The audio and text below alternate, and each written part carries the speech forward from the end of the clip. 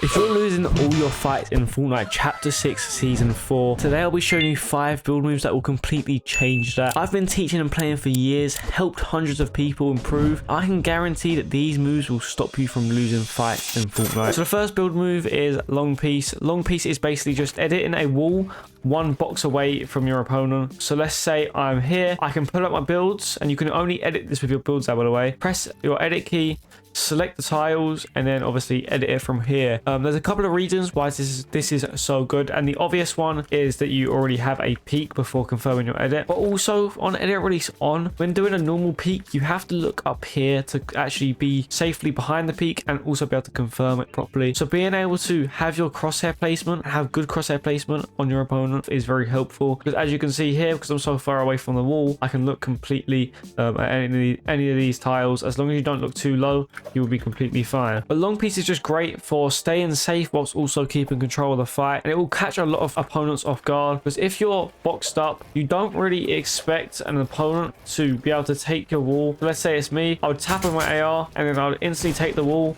jump, make the peak, and there you go. I have a free peak on my opponent. I can either reset this wall, or you can actually reset both just like that, which will just give you double the protection. And then you also have your own full box whilst not being too close to the opponent, so there's not many 50-50s when you're in this kind of situation. So it just prevents 50-50s, gives you a good peak. Okay, to practice this, you want to go into the comp section and you want to go to peak training, press start. Bot health doesn't really matter for this. You can have it 100, 100 or 180, don't really matter. Difficulty for now, put it on easy, just because we're getting used to being able to do Long Piece. So here's a really good example of the peak practice where you can practice the Long Piece really well. You're a box away from your opponent, you take the wall, you edit it, and then you get tags on your opponent just like this, and you can be fully protected the whole time.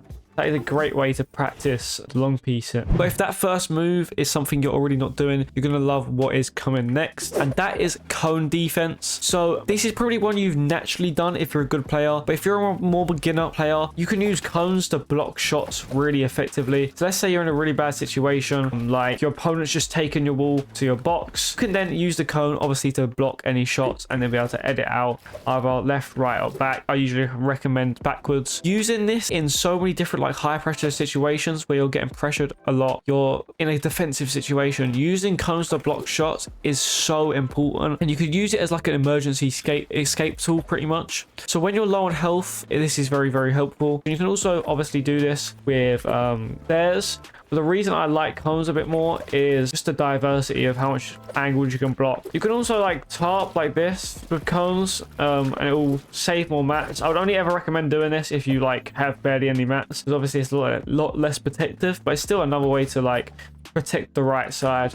So let's say you're trying to rotate and there's a player to your right, you could just do that, and it will save a lot more mats. Now this is where a lot of players will mess up, and I see not only players doing this but also content creators talking about double edit downs and the best ways to do them. And I see a lot of clips of content creators showing them jump down into the box when pre-piecing. Let's pretend your opponent is in this box and they've boxed out this way, so they're editing out this way, trying to escape the box, and you go to pre-piece them. I would do this and stay on top, but I see some content creators telling you to jump down into the box, or not purposely telling you but showing you an example where they jump down into the box. You should never ever jump down into a box from this situation. You have every advantage possible if you just stay up here, but jumping down into the box, you've done everything perfect, but then you're just wasting it by jumping into a 50-50, and if you get one pumped or just tagged, or if you just get unlucky and miss your shot, you're finished. But if you stay up here and do either just a peek here, or you can do even a window peek, just a little jump, that's so much safer and so much more effective than just jumping into their box. But just think about that with every piece control move you do. So let's say even if it's this kind of piece control, don't just stand at the front of the window.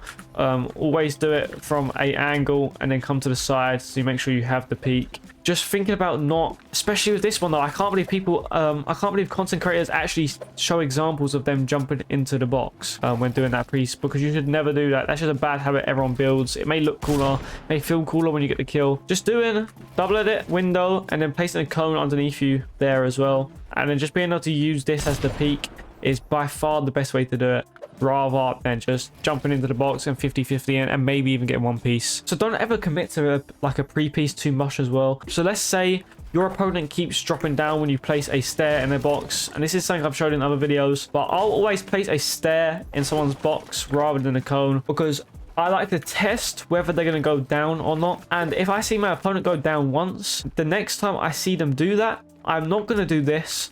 So let's say I break the wall, place a stair in their box, and I know they're going to drop down. I'm not going to do this. It may look cooler, it may look good in clips, but it's never the better thing to do, because it will put you in a worse situation than what I'm about to show you. So let's say they're boxed up. You place a stair in their box, just like I showed you earlier. Instead of dropping down and falling down with the builds, you want to always, well, for first, you should always be at a diagonal angle anyway, and you should also be attacking the box from here anyway. So once you actually do attack the box with your AR and your shotgun, let's say I place the stair in their box, I know they're going to drop down. Instead of just jumping down, I'm going to make a double edit and then just long piece from here. So then that then means I can just edit like this, and now look at the angle I've got on them. There's no way they're hitting a good shot on this. And even more, I can just reset this wall, flip it, and then take a shot there. So I'll show you that one more time. Your opponent's boxed up. You should always be at a diagonal angle. You should probably know this by now. If not, I'll make a video on more basic stuff. So just let me know in the comments. Staring box, you see that they're jumping down. You reset, you double edit, and then obviously they would have built the box, so it wouldn't have broke there. So this next move is actually quite an old technique, but I don't see many people doing it anymore, and this is high walls. So mainly using high walls in side jumps and 90s. So let's say you're 90 and up to your opponent. This is more for 1v1s when it comes to the 90s part. Let's say you're 90 and up to your opponent. Doing high wall 90s are probably better, because not only do they allow you to go into a Faze Sway Retake like that, they also give you a lot more piece control on your opponent. So a lot of the time, let's say my opponent is just 90 and up with me, I'll do this and I'll grab, this will be where they're running. So they'll be like running up this direction. And I would have grabbed that wall just because I've done a high wall. And then I'd be able to cone them here and take a shot. I promise you, it happens so much more than you would think.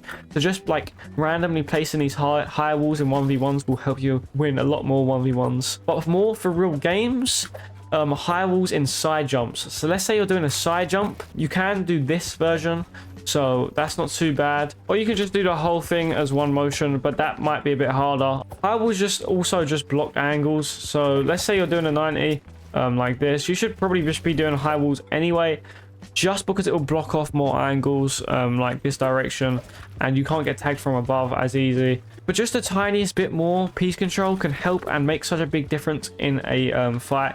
So just learn how to do these high wall 90s over and over and over until you go perfect. And finally, this move will probably change a lot for you if you're not doing it already. And this is the most effective and easiest retake to learn, and it's perfect for getting high ground back, especially as a less advanced player. And this is the Faze Sway Retake, or I think it's also called the Protected 90, that I'm going to be showing you as well. It's like I'm putting it as one because they're very, very similar. It's super effective because it protects all angles you need it to. So let's say they're to your right, you can do this and it will protect your right, and if they're on your left, you can do this and protect your left. I'll show you how to do it quite slowly. So you'll be going up a ramp as normal. You place a wall, a wall, a wall, a wall, and then a stair. And it's very, very simple.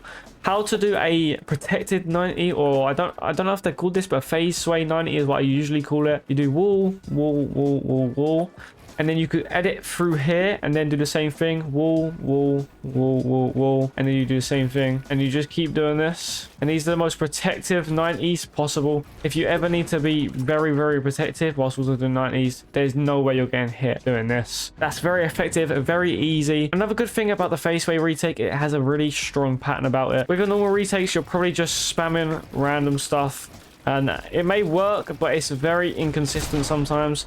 And for a more basic player, or just if you're using it in a tournament, just being able to have this pattern is very, very, very simple and very, very easy to use even under pressure, rather than just doing some like crazy stuff like this. Just make sure you go into a pre-build like map And you just practice this over and over and over, because once you get this fully down, there's not many retakes you really need to learn unless you want to try and be a bit flashier. That's it for this video. Make sure to like and subscribe. If you want to improve insanely fast, join my Discord. Link will be in the description. There is a free group call every Saturday, so make sure not to miss that, where I'll personally be answering your questions. And that's all.